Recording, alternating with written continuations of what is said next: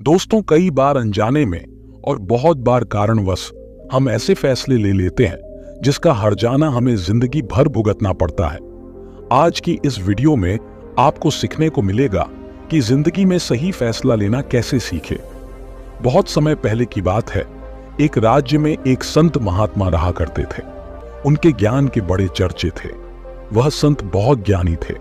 उनके पास लोग बहुत दूर दूर से आते थे ताकि वे उनसे अपनी समस्याओं का समाधान करवा सके। उनके पास कोई कैसी भी समस्या लेकर क्यों ना आए, वह समस्या का समाधान अवश्य करते थे। जब भी वह किसी की समस्या सुनते तो उस समस्या को बड़े ही ध्यान से सुनते समझते, उसमें लीन हो जाते और उसके बाद कुछ देर के लिए वह आंखें बंद करते और समस्या के बारे में अच्छे से सोच विचार करते और उसके बाद उसका समाधान देते।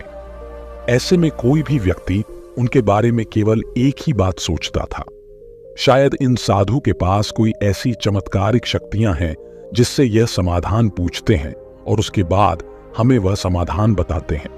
एक बार एक सबल नाम के व्यक्ति ने उन महाराज से यह पूछ भी लिया, क्या आपके पास ऐसी कोई चमत्कारी शक्तियां हैं जिसके कारण आप हमारी समस्याओं का समाधान करते हैं, या आपके पास ऐसी कोई दिव्य दृष्टि है जिससे आप हमारी समस्याओं का समाधान खोज पाते हैं। उस युवक की यह बात सुनकर वह साधु जोर जोर से हंसने लगे, लेकिन उन्होंने उस युवक की बात का कोई जवाब नहीं दिया। उसके कुछ ही दिनों बाद उस राज्य में एक बड़ी अजीब सी घटना घटी। उस राज्य में एक बुढ़िया औरत रहा करती थी जो अपने पूरे घर में अकेली ही रहती थी। उसका कोई ना था। उस राज्य से होकर 4 मित्र अपने घर की ओर जा रहे थे। वे लोग दूसरे नगर में काम करके पैसा इकट्ठा करके अपने गांव की ओर जा रहे थे। यह बात बहुत पुराने जमाने की है, जब यातायात के साधन ना हुआ करते थे, इसलिए वे लोग पैदल ही यात्रा किया करते थे।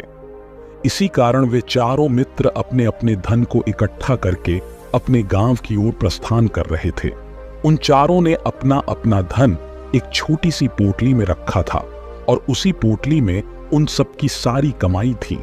तभी उन चारों मित्रों में से एक मित्र कहता है, मित्रों, इस तरह से यदि हम अपना धन अलग अलग रखेंगे तो इससे हमारा धन चोरी हो सकता है। क्यों ना हम अपना सारा धन एक ही पोटली में रख दें, जिससे हम सब इस पर ध्यान भी दे सकेंगे और हमारा धन सुरक्षित भी हो जाएगा। और जब हम अपने गांव पहुंच जाएंगे तो हम वहां पर अपना अपना हिस्सा इसमें से ले लेंगे। उन तीनों मित्रों ने उस युवक की बात मान ली और वे सभी मिलकर अपना धन एक ही पोटली में रख देते हैं और वे सभी मिलकर अपने गांव की ओर आगे बढ़ते हैं। चलते चलते काफी समय बीत चुका था और अब रात्रि होने वाली थी। तभी आगे चलकर रास्ते में उन्हें एक घर दिखाई दिया जहां पर एक बूढ़ी औरत रहा करती थी। रात्रि का समय भी हो चुका था और उन चारों मित्रों को रात रुकने के लिए कोई ना कोई जगह की आवश्यकता भी थी। ऐसे में उन चारों ने मिलकर यह योजना बनाई कि वे लोग आज रात इसी घर में रुकेंगे। इसलिए वे चारों लोग उस घर की ओर आगे बढ़ते हैं। उस घर का दरवाजा खटखटा है। तभी सामने से एक बूढ़ी औरत दरवाजा खोलती है और उन चारों मित्रों में से एक मित्र हाथ जोड़कर उस बूढ़ी औरत से कहता है, माता जी, हम अपने गांव की ओर जा रहे थे, लेकिन यहाँ रास्ते में ही रात हो गई और अब हम इतनी रात में सफर नहीं कर सकते। इसलिए हमारी आपसे विनंती है कि हम आपके यहाँ पर एक रात रुकना चाहते हैं। सुबह होते ही हम यहाँ से चले जाएंगे। उस बूढ़ी औरत ने काफी देर सोच विचार किया और उसके बाद वह बूढ़ी औरत कहती है, ठीक है, तुम सभी आज रात के लिए यहाँ पर रुक सकते हो, मुझे कोई दिक्कत नहीं। मैं खाना बनाने जा रही हूँ, कहो तो तुम लोगों के लिए भी बना दूं। उन चारों ने सहमति जताते हुए कहा, हाँ बिल्कुल। उसके बाद उन चारों मित्रों ने धन की पोटली उस बूढ़ी औरत को थमा दी और कहा, माता जी, इस पोटली में हमारे साल भर की कमाई है। हम चारों ने अब तक का अपना सारा कमाया हुआ धन इसी पोटली में रखा है और अब हम इसे आपको सौंपते हैं, क्योंकि यह हम चारों से ज्यादा आपके पास सुरक्षित होगा। हम बस इतना चाहते हैं कि यदि हम चारों में से कोई एक व्यक्ति लेने आए तो आप इस पोटली को उसे मत देना जब तक कि हम चारों एक साथ इस पोटली को लेने ना आए। तभी वह बूढ़ी औरत कहती है, ठीक है बेटा, यदि तुम चारों एक साथ आओगे तभी मैं इस पोटली को आपको सौंप दूंगी, और वैसे भी आप लोग तो सुबह यहां से चले जाने वाले हैं, मैं आपको सुबह ही यह पोटली थमा दूंगी। वह धन की पोटली उस बूढ़ी औरत को थमाकर चारों मित्र निश्चिंत हो जाते हैं कि अब उनका धन सुरक्षित है, और वे लोग खाना खाकर सो जाते हैं। अगली सुबह जब वह चारों उठते हैं तो सभी लोग अपनी आगे की यात्रा के लिए तैयारियां शुरू कर देते हैं। उन चारों नौजवानों में से एक नौजवान थोड़ा सा बदमाश था।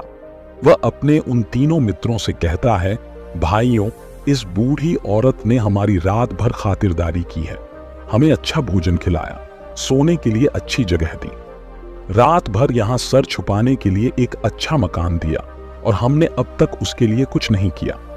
वह बूढ़ी औरत अकेले ही खेतों में काम कर रही है। क्या हम सभी यहां से जाने से पहले इस बूढ़ी औरत की मदद नहीं कर सकते? उस बदमाश नौजवान ने मन ही मन यह योजना बना ली थी कि वह किसी तरह से भी उस बूढ़िया से पोटली हासिल करके ही रहेगा। बाकी के तीनों मित्र उसकी बातों में आ जाते हैं और वे सभी मिलकर उस बूढ़िया की मदद करने अर्थात खेतों में काम करने के लिए चल पड़ते हैं। वे सभी मिलकर खेतों का काम कर ही रहे थे कि तभी वह बदमाश नौजवान अपने बाकी तीनों मित्रों से कहता है, मित्र, मुझे जोरों की प्यास लग गई है, मैं जरा उस बूढ़ी औरत से पानी मांग कर लाता हूं। वह बाकी मित्र भी अब काफी थक चुके थे, उन्हें भी जोरों की प्यास लगी थी, इसलिए वह तीनों मित्र उसे वहां से जाने की अनुमति दे देते हैं। जैसे ही वह बदमाश उस बूढ़ी औरत के पास पहुंचता है, वह उस बूढ़ी औरत से कहता है, माता जी, अब हम यहां से जा रहे हैं, कृपया करके हमारे धन की पोटली हमें वापस दे दें। इस पर वह बूढ़ी औरत कहती है, नहीं नहीं, जब तक तुम चारों एक साथ ना हो तब तक मैं वह पोटली किसी को नहीं दे सकती। तुम्ही ने तो कहा था कि जब तक हम चारों एक साथ ना हो तब तक यह पोटली किसी को नहीं देनी है। तभी वह बदमाश उन तीनों की तरफ इशारा करते हुए कहता, उधर देखो। तभी वह अपने मित्रों की तरफ इशारा करता है। उन तीनों ने सोचा कि हमारा मित्र हमारे लिए पानी लाना चाहता है, इसलिए वह हमसे आज्ञा मांग रहा है। तभी उन तीनों मित्रों ने इशारे में उस युवक से कहा, हाँ हाँ ठीक है, ले आओ। यह देख उस बूढ़िया को यह लगने लगा कि अब यह चारों यहां से जा रहे हैं और यह अपनी पोटली मांग रहे हैं, इसलिए उस बूढ़िया ने वह पोटली लाकर उस बदमाश के हाथों में रख दी और वह बदमाश उस पोटली को लेकर वहां से चला गया और बाकी के तीनों मित्र अपने खेत के काम में व्यस्त हो जाते हैं। कुछ देर के बाद जब वह तीनों खेत का काम करके वापस लौटते हैं और बूढ़िया से कहते हैं, माता जी, हमारा मित्र जो यहाँ पानी पीने आया था वह कहाँ गया? इस पर वह बूढ़िया कहती हैं, क्या वह पानी पीने आया था? पर वह तो कह रहा था कि हम चारों जा रहे हैं, कृपया करके हमारे धन की पोटली हमें थमा दे।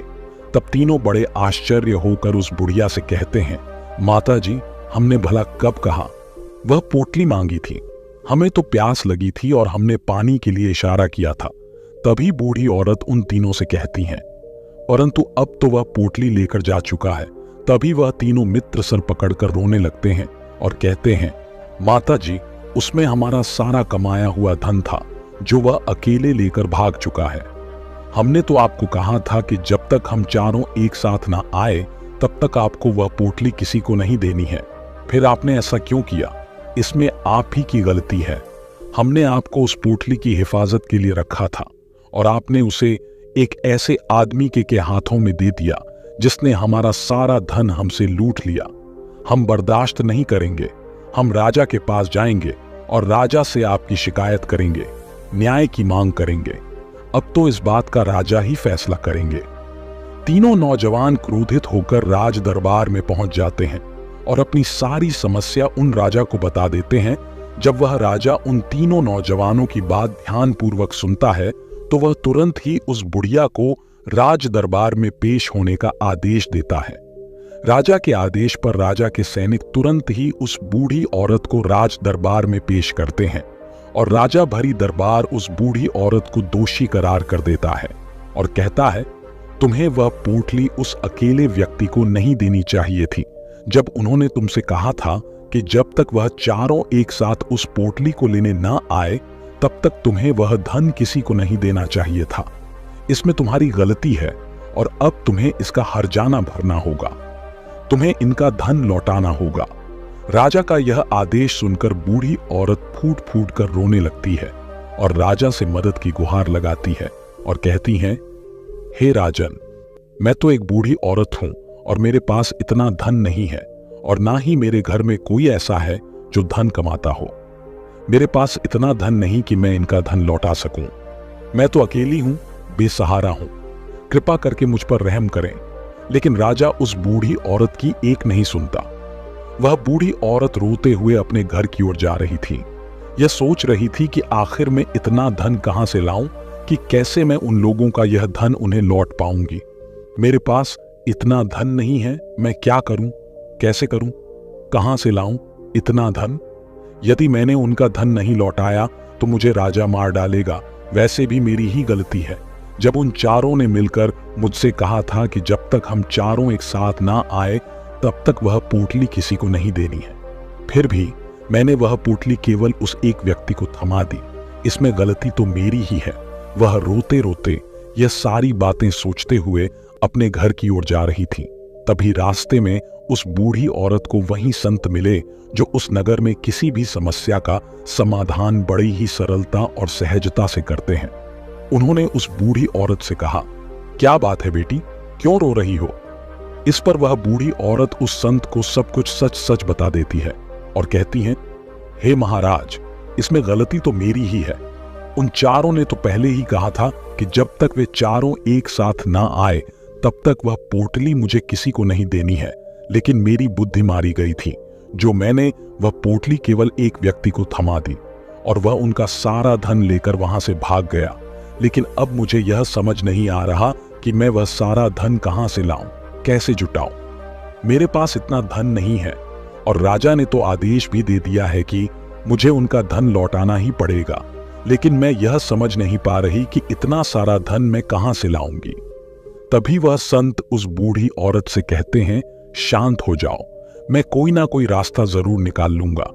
इतना कहकर वह संत वहीं पर बैठ जाते हैं, ध्यान करने लगते हैं। कुछ देर के लिए आंखें बंद कर सोचते हैं, विचार करते हैं। मौन रहकर वह समस्या का समाधान निकालते हैं और उसके बाद वह उस बूढ़ी औरत से कहते हैं, बेटी, राजा ने किया वह बिल्कुल गलत है। आपने जो किया इसमें आपकी कोई गलती नहीं है, राजा का फैसला गलत है। उन संत के इतना कहने पर बूढ़ी औरत चुप हो गई और यह सोचने लगी कि आखिर राजा का फैसला कैसे गलत हो सकता है। राजा तो सभी के लिए न्याय ही करते हैं और वह कभी किसी का बुरा नहीं करते। फिर आखिर आज राजा का फैसला कैसे गलत हो गया? उन संत और उस बुढ़िया की बात आसपास के खड़े लोग सभी लोग सुन रहे थे और वे लोग भी बड़े अचरज में थे, क्योंकि राजा का फैसला कैसे गलत हो सकता है? राजा ने तो बिल्कुल सही फैसला लिया है। इस बूढ़ी औरत ने ही गलती की है। उन चारों का धन केवल एक ही को थमा दिया। ऐसे में इस बुढ़िया को उनका धन तो लौटाना ही चाहिए। राजा ने गलत फैसला कहा किया है। तभी वह संत उस बूढ़ी औरत से कहते हैं, जाओ और राज दरबार में कह दो कि हे राजन, आपका फैसला गलत है और सही क्या है। गलत क्या है इसका फैसला मैं करूंगा। पहले तो बूढ़ी औरत इतनी हिम्मत ही नहीं जुटा पा रही थी कि वह राज दरबार में जाकर भरे राज दरबार में राजा को यह कह सके कि राजन, आपका फैसला गलत है। लेकिन जैसे तैसे उसने हिम्मत जुटाई और वह वापस राज दरबार लौटी। उसने डरते हुए भरे राज दरबार राजा से बड़ी कम आवाज में कहा, हे राजन, आपने जो फैसला किया है वह फैसला गलत है। इतना कहकर उसने राजा को सारी बात सच सच बता दी। उस बूढ़ी औरत की बात सुनकर राजा बहुत क्रोधित हुआ। राजा ने उस बूढ़ी औरत से कहा, कौन है वह संत जिसने मेरे फैसले को गलत बताया है? क्या उन्हें नहीं लगता कि मैंने सही निर्णय लिया है? मैं हर रोज कई निर्णय लेता हूं, कई फैसले करता हूं, लेकिन आज तक कभी किसी ने मुझसे यह नहीं कहा कि मेरा फैसला गलत है। यदि उन संत ने मुझे सही फैसला ना सुनाया, उन्हें फांसी की सजा दे दूंगा। यह बात पूरे नगर में फैल गई। सभी लोग ये जानने के लिए हैरान थे कि आखिर वह साधु ऐसा कौन सा फैसला सुनाने वाले हैं जो राजा से भी उचित होगा, जिसमें सबके लिए न्याय होगा। राजा ने सैनिकों को तुरंत ही आदेश दिया कि जाओ और संत को राज दरबार में लाओ। राजा की आज्ञा के अनुसार वे सैनिक तुरंत ही उन संत को लेने के लिए निकल पड़े। वे लोग कुछ ही देर बाद उन संत को लेकर राज दरबार पहुंचे। राज दरबार में सभी लोग उपस्थित थे और सभी लोग उन संत के फैसले का इंतजार कर रहे थे। उन संत को देखकर राजा कहता है, महाराज, आपको ऐसा क्यों लगता है कि हमने जो फैसला किया है वह गलत है? इस बुढ़िया ने यह वादा किया था कि वह चारों लोगों को एक साथ ही वह पोटली थमाएगी, फिर आखिर उसने अपना वादा क्यों तोड़ा? इसने यह गलती क्यों की कि इसने केवल एक ही को पोटली थमा दी और वह उनका सारा धन लेकर यहां से भाग गया? तो क्या इसमें इसकी गलती नहीं है? क्या इसको इनका धन नहीं लौटाना चाहिए? इस पर वह साधु बड़ी विनम्रता से राजा से कहते हैं, हे राजन, यह आपका फैसला था, लेकिन मैं आपसे कुछ कहना चाहता हूं। इस पर राजा कहता है, ठीक है, कहिए, आप क्या कहना चाहते हैं? इस पर वह साधु बड़ी विनम्रता से राजा से कहता है, हे राजन, जैसा कि वादा किया गया था कि पोटली एक साथ उन चारों को ही दी जाएगी, तो अभी तो यह केवल 3 है, चौथा कहां है? तो इनसे कहिए कि यह लोग यहां से वापस जाएं और अपने उस चौथे मित्र को यहां लेकर आए, तभी इनका धन वापस किया जाएगा। और वादा भी ऐसा ही किया गया था कि जब तक चारों लोग एक साथ ना हो तब तक उनका धन उन्हें नहीं लौटाया जाएगा। और यदि यह बूढ़ी औरत इन तीनों को धन लौटा देती है तो यह बूढ़ी औरत अपना वादा तोड़ देगी और यह सही नहीं है। इसलिए यदि आप चाहते हैं कि इनका धन लौटाया जाए तो पहले इनसे कहिए कि यह लोग जाएं और अपने उस चौथे मित्र को यहां पर वापस ले आए। उस राज दरबार में हर कोई इस बात को सुनकर बहुत खुश हुआ। सभी ने उन संत की बहुत तारीफ की। राजा भी उन संत के इस फैसले से पूरी तरह से सहमत था। राजा तुरंत ही उन संत के सामने सिर झुका लेता है और हाथ जोड़कर उनसे कहता है, हे महाराज, आपका यह फैसला इतना सही कैसे हो सकता है? आखिर ये बात मेरे दिमाग में आई क्यों नहीं आई? मैंने इस बात को इस तरह से सोचा क्यों नहीं? तभी वह साधु उस राजा से कहते हैं, हे राजन, आपके पास और भी काम होते हैं। आप दिन भर व्यस्त रहते हैं और आपको जल्दबाजी में फैसले लेने पड़ते हैं। आपने इस मामले को सुना समझा, लेकिन इसे देखने में आप गलती कर गए। इससे आपने केवल ऊपरी तौर पर देखा, आपने इसकी गहराई तक जाने का प्रयास तक नहीं किया। यदि आपने इस मामले की गहराई को देखा होता, समझा होता, तो आप भी इसी नतीजे पर आते। जब तक हम किसी मामले की गहराई तक नहीं जाते, तब तक हम उसका सही समाधान नहीं निकाल सकते। लेकिन हम में से अधिकांश लोग तो अपने फैसले केवल जल्दबाजी में लेना चाहते हैं, भले ही वह मामला कितना भी गंभीर क्यों ना हो।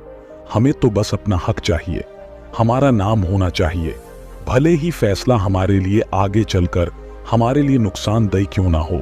लेकिन हम तो उस मामले की गहराई तक जाने के लिए सोचते तक नहीं। तभी वह राजा उन संत से कहता है, हे महाराज, क्या आपके पास कोई दिव्य शक्तियां हैं?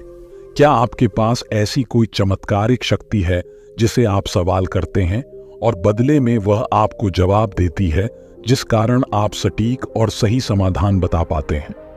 राजा की यह बात सुनकर संत मुस्कुराने लगे और राजा से कहते हैं, हे राजन, यह सवाल मुझसे कई लोगों ने पूछा है और मैंने कभी किसी का कोई जवाब नहीं दिया, लेकिन आप इस राज्य के राजा हैं, इसलिए मैं आपके इस प्रश्न का उत्तर देता हूं।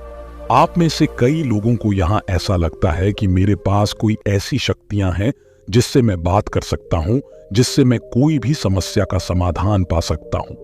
लेकिन मैं आप लोगों को एक बात सच सच बता देता हूं, मेरे पास ऐसी कोई शक्तियां नहीं है।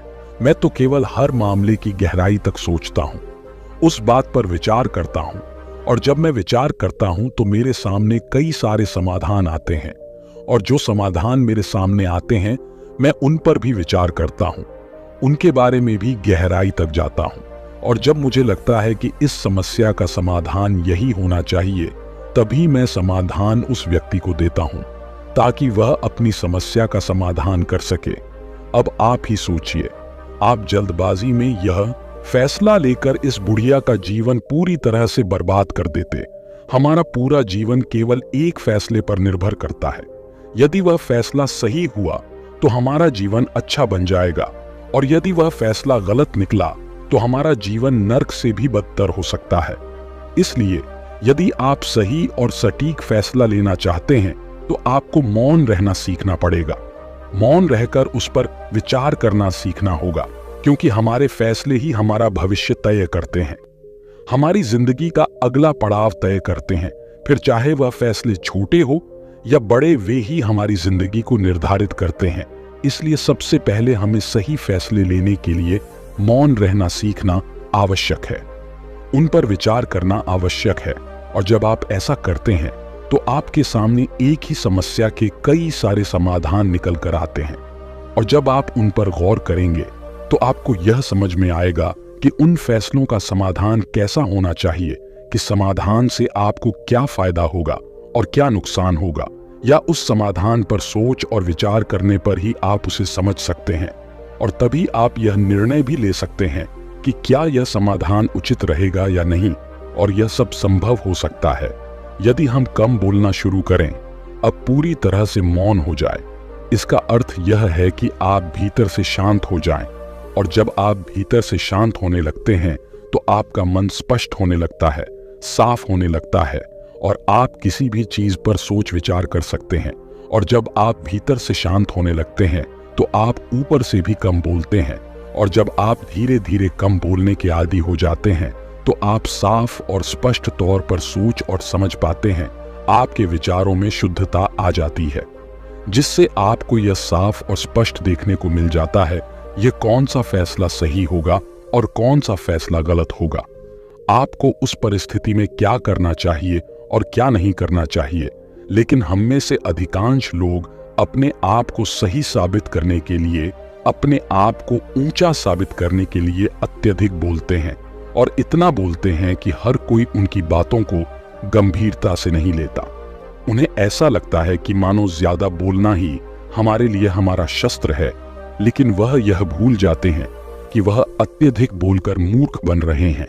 लोग हमारा मजाक बनाते हैं, हमें मूर्ख समझते हैं, हमसे दूर रहने लगते हैं, क्योंकि उन्हें हमारी बकबक अच्छी नहीं लगती। लेकिन जब आप भीतर से शांत होने का प्रयास करते हैं और धीरे धीरे भीतर से शांत होने लगते हैं तो आप खुद, जब आप कम बोलना शुरू करते हैं, तब आप अपने आप को बहुत अच्छी तरह से समझना शुरू कर देते हैं, अपने आप पर अच्छी तरह से विचार करना शुरू कर देते हैं। तब आपको यह बात भी बहुत अच्छी तरह से समझ में आने लगती है कि जो हम बेकार की बकबक करते हैं उस पर हमारे शरीर की बेवजह ही कितनी सारी ऊर्जा यूं ही व्यर्थ हो जाती है, नष्ट हो जाती है, जिसे हम चाहे तो किसी जरूरी काम में लगा सकते हैं, फैसले लेने में लगा सकते हैं, जिससे हम तनाव मुक्त रह सकते हैं और हमें अच्छी नींद भी आ सकती है। और यदि आप इसी प्रकार सोच विचार कर फैसले लेना शुरू करते हैं तो आपका मस्तिष्क भी अच्छी तरह से काम करने लगता है और आपका मस्तिष्क पहले से भी ज्यादा शक्तिशाली हो जाता है। और इसका एक बहुत अच्छा उदाहरण भी आपको मैं बताना चाहूंगा। जब आप स्कूल में पढ़ते थे या फिर आज भी आप पढ़ रहे हो तो आपने देखा होगा कि जो बच्चे होनहार होते हैं, होशियार होते हैं, वे लोग बहुत कम बातें करते हैं और अपना समय सही चीजों में लगाते हैं। वह अधिकांशत अपना समय मौन होकर ही बिताते हैं। इसी वजह से वह पढ़ाई करने में बहुत तेज होते हैं। वह जो कुछ भी पढ़ना चाहते हैं वह उसे याद कर ले जाते हैं। लेकिन वहीं पर दूसरी तरफ जो लोग बहुत अधिक बोलते हैं, यदि आप उन्हें पूरे 24 घंटे भी दे दें तो भी वह उस तरह से उन चीजों को याद नहीं रख सकते जिस तरह से वह मौन रखने वाले बच्चे उन बातों को याद कर लेते हैं। और गौतम बुद्ध ने भी यही कहा है कि जो व्यक्ति यह समझ जाता है कि उसे कब, कहां और कितना बोलना चाहिए, उस व्यक्ति को सफल होने से कोई नहीं रोक सकता। और आप इतिहास उठाकर देख सकते हैं, आज तक जो भी लोग महान हैं, जो लोग भी सक्सेसफुल बने हैं, उन लोगों की आदत बहुत कम बोलने की है। उनका पूरा ध्यान केवल अपने लक्ष्य पर होता है और अपना पूरा समय वह अपने लक्ष्य को पाने में ही लगा देते हैं। इसीलिए आपको भी यह आदत अपने जीवन में उतारनी चाहिए। और कम बोलने का अर्थ यह नहीं कि आप ऊपर से कम बोले, बल्कि आप भीतर से कम बोले हैं। भीतर से शांत रहिए। यदि आप रोज इसका अभ्यास करते हैं तो केवल कुछ दिनों में ही इससे होने वाले लाभ आपको आपके सामने नजर आने लगेंगे। दोस्तों, आपने आज के इस वीडियो से क्या सीखा वह मुझे आप कमेंट में बता सकते हैं। इसी के साथ मैं उम्मीद है कि आपको आज की वीडियो पसंद आई होगी, तो इस वीडियो को उस इंसान को शेयर करें जिससे यह कहानी सुनने की जरूरत है, और उसी के ठीक बाद चैनल टाइम इंस्पायर्ड को सब्सक्राइब करें। तो चलिए फिर मिलते हैं ऐसी एक और नई वीडियो। धन्यवाद।